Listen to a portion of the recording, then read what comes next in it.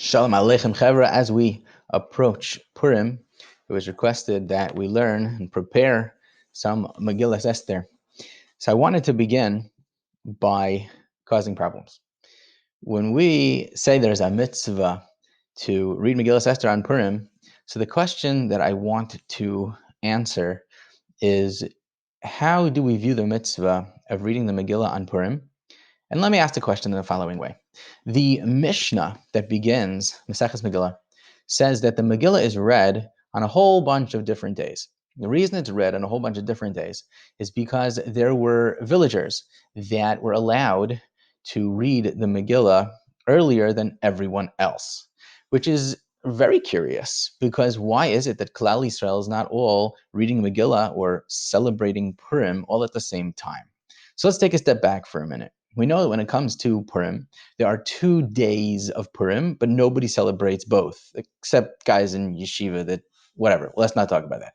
So the way that it works on a regular year is that the 14th of Adar is Purim. So all of the mitzvahs, and there are 4, we like to call them the 4 M's, which is Megillah, Matanos Lavyonim, Mishloach Manos, and Mishteh. Those are the 4 M's that are the mitzvahs of Purim. So the question is, how are we doing this at their different days?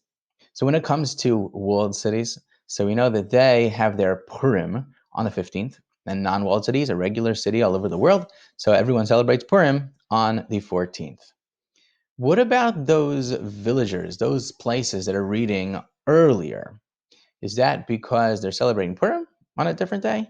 Or is that because they're only reading Megillah?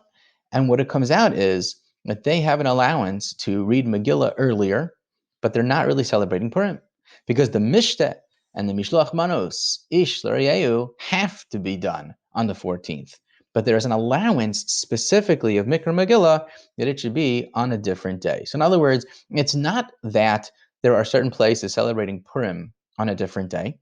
It's that there are certain places that are allowed to read the Megillah on a different day. And to me, that means that there's a difference between the mitzvah of reading the Megillah and the mitzvah of having a Seudah and celebrating the Simcha of Purim. And that's what I'm bothered by. What exactly is that? And you see it very clearly, by the way, in the Rambam, that the Rambam says that the reading of the Megillah at the proper time is a mitzvah asay midivrei soifrim, is a mitzvah midirabanan. And he goes on to describe that. And later on, the Rambam comes back to the mitzvah of the 14th. And the way he says it is, mitzvahs yom arba asar livnei kfarim v'ayaros, v'yom chamisha asar livnei krachim. It's the 14th in most of the cities, but walled cities are the 15th. Lios yom simcha umishte umishlach manos l'reim umatanos levyonim. It's supposed to be a day of simcha and parties, celebrations, mishte, and mishlach manos, and matanos le'evyonim. So you see that the Rambam has it divided into 2 separate mitzvos. There's the mitzvah of Megillah, and then there's the mitzvah of the day, the celebrations, which involves mishteh and involves sending other people things to have the mishteh with, and involves making sure that everyone's provided for, even if they're poor. I'll add on to that so that they can make sure they have a mishteh as well if they have to go buy it. So it seems like those 3 things all go together, and Mikra Megillah is something distinct and separate. Now, I do have to admit that the Gemara says that in those places that are reading the Megillah earlier, that they also give matanos le'evyonim, the distributions to the poor, at the same time that they read the Megillah. Well, why is that? I thought it's only an allowance of Mikra Megillah. The answer is, says the Gemara, because the aniyim, the poor, get excited. They anticipate their presents, their gifts, when they see the Megillah being read, and therefore we don't want to disappoint them. And therefore one can already be Yotze, Matanas Lavyonim, at the same time that one reads the Megillah. So my question is, what is that? Are there 2 different components of Purim? When we speak about reading Megillas Esther, isn't it part of the celebration of Purim, or is it something else? So here's what I want to ponder with you. When we say that we were at risk of annihilation, the pasuk tells us that what Haman wanted to do was lahashmid, laharog, la'abed. Hashmid is destruction almost in a spiritual sense. We speak about Shas Hashmad in Halacha, a time when there's religious persecution. Lahashmid sounds like he wanted to destroy Judaism. That's number one. Number two, laharog and la'abed. Sounds like there's physical destruction, physical killing of the Jews, and la'abed to totally wipe them out, maybe even in a spiritual sense from their neshamas. So Haman wanted to destroy the religion, lahashmid, laharogu la'abed, the bodies and the souls of the Jewish people, and finally ushlolam lavos, and to take everything that there was their possessions. So to destroy them in every single way, in their religion and their physicality and their spirituality, and even that there shouldn't be any remnant left in the physical world of them, to totally take their possessions as well. So when we celebrate, we're celebrating Purim because we nahafochu, we flipped around everything that was supposed to happen, that we should be annihilated, and we were able to defend ourselves, and not just defend ourselves, but take vengeance against all the people that wanted to destroy us. So we celebrate. We celebrate physically, and we celebrate with 4 mitzvos. There's something that corresponds to every single one of the 4 ways that Haman wanted to destroy us. Wanted to destroy the religion? Okay, we get an extra mitzvah when we didn't even have before. And then there's mitzvahs that correspond to physical well-being, mitzvahs correspond to making sure other people have, mitzvahs corresponding to giving people things they physically didn't have before, matanas levyonim. So all of the 3 and the 1 all go together in the 4 mitzvahs of Purim. So what's the role of the Megillah? Is the Megillah something other than a celebration, or is it part of the celebration? How could it be that you could have reading the Megillah on a different day than you celebrate Purim? Is it a different idea? And I think this really goes back to the idea of what the role of the Megillah is. The role of the celebration of Purim, and again, the Mishteh and the Matanos and the Mishloach Manos is clear. It's that we can celebrate, and everybody should have that simcha. But Mikra Megillah is understanding what happened behind the day. And if you look at the Gemara, when it tries to justify and validate Mikra Megillah, it doesn't do it as part of the celebration that we didn't die, we weren't destroyed. It views it as part of writing down of the victory and the constant war against Amalek, which would seem to mean that Mikra Megillah is a mitzvah because we have to make sure to remind ourselves that we have to constantly be fighting Amalek. Whether we were threatened with annihilation by any other nation in the world, so we could have celebrated and we could have had Purim, regardless of whether Haman was a descendant of Agag, of Amalek, it's not relevant. But when it comes to Mikra Megillah, it seems like the mitzvah of Mikra Megillah is because we need to remember the battle against Amalek specifically. With that in mind, I just wanted to share one idea with you that's underlying what's going on in Megillas Esther, but it's not in its totality. You'll see what I mean in a minute. When the threat of Haman becomes clear to the Jewish people, so Mordechai goes to Esther, who has already been placed in the palace. She's already queen. And Mordechai wants her to go to the king. And she says to Mordechai, but you know that I can't do that because if I do, it's a capital crime. You're not allowed to approach the king. Sometimes we think that if you want to, you can take your chances. And if the king extends his scepter, so then it wasn't like that. It was a capital crime. And there's always a chance of a pardon, but you're not guaranteed to be pardoned. It's not like it's a 50-50 chance. It's a capital crime. You're not allowed to go to the king uninvited.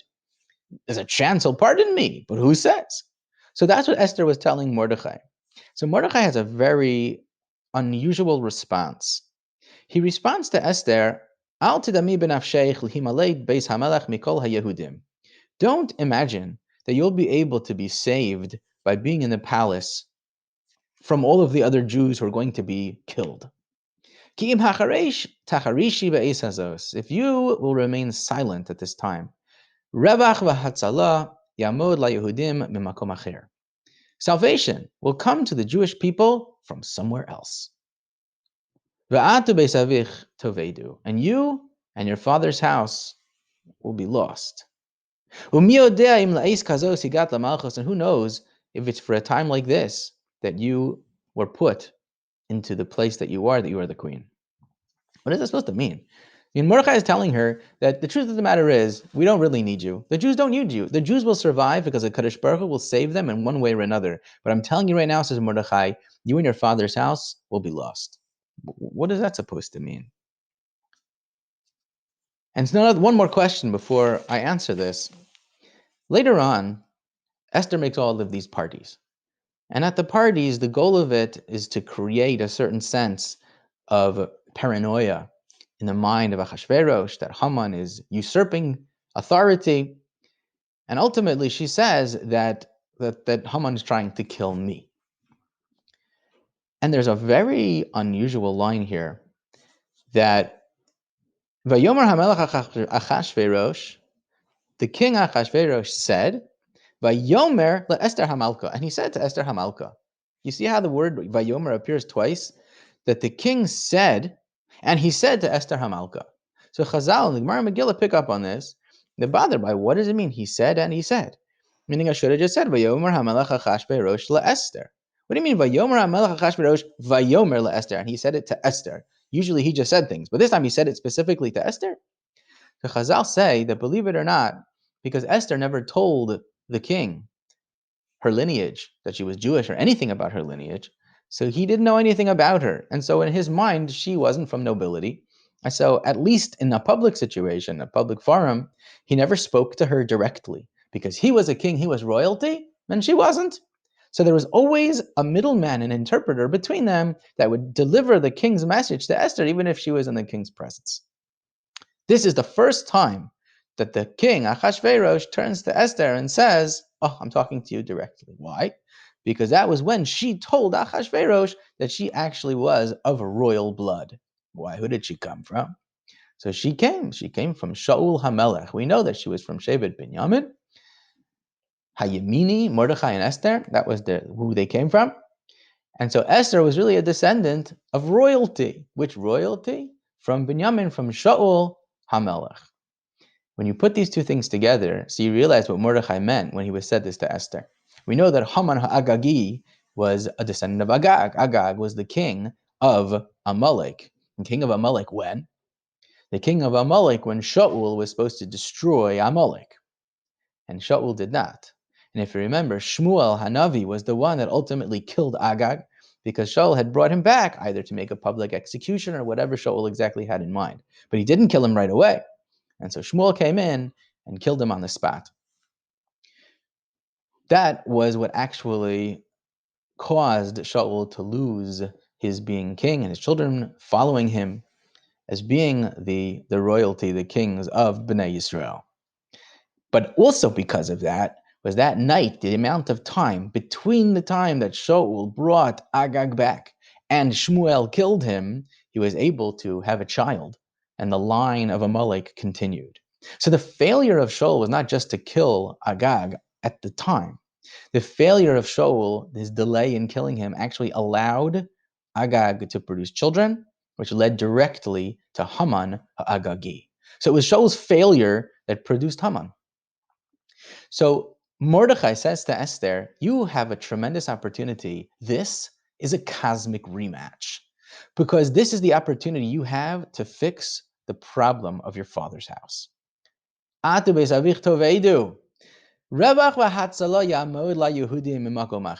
Jewish people will be saved in one way or another. Don't think you'll be safe. But I'm telling you right now, maybe this is exactly why you are in the position you're in. Because if you don't, this is a chance to salvage Shaul. In other words, the rematch here is between Haman and Esther, which really goes back to Shaul and Agag. So that's what Mordechai is saying to her. And that's how you see it, that she was from royalty. Say Chazal is because she said to Achashverosh, I am from Shaul. And that's the first time that Achashverosh spoke directly to her, because now he realized that she actually was from royalty. So the theme is very interesting. In Megillus Esther, you never find the word Amalek. You never find any reference to Milchemes Amalek. And yet Chazal, when they ask what gives us the right to write down Megillas Esther, take a mitzvah of Kriyas HaMegillah every year, it's because we have a mitzvah of remembering to destroy Amalek. And so that theme is behind the scenes as well, not just in terms of Megillas Esther being Haman Agagi, who is from Amalek, but even as a theme between Esther and Haman, that it's a cosmic rematch between the two. So to sum up what we spoke about, it's an interesting thing that when it comes to Purim and the mitzvah of Kriyas HaMegillah, it does seem like there is two separate components of the mitzvos of Purim. There's the mitzvos of celebration, and that didn't have to be related to Amalek at all. It's just that because our lives were in danger and Klal Yisrael was at risk of being annihilated, so we have a celebration of Purim. And we said that there were four things Haman wanted to do, and therefore four mitzvos that resulted from them. But one of them doesn't seem to be connected. It seems like you can do the Zechira, the Megillah, independent of all the other mitzvahs of Purim. So all of those cities, we don't really do it anymore, but those villagers in the times of Chazal, they used to read Megillah early, they're allowed to read the Megillah early because that component of the Megillah is a Zechiras Amalek. But the rest of the celebration, that has to be specifically on the 14th. The exception to that is Matanas Lavyonim can be done at the same time you read the Megillah, because the poor people hear the Megillah and they get all excited that they're going to receive their handouts. So we don't want to disappoint them, chas v'shalom, so that you can be Yotzei at the same time of Kriyas HaMegillah. But the celebration itself, that is relegated to the 14th, in the walled city, the 15th.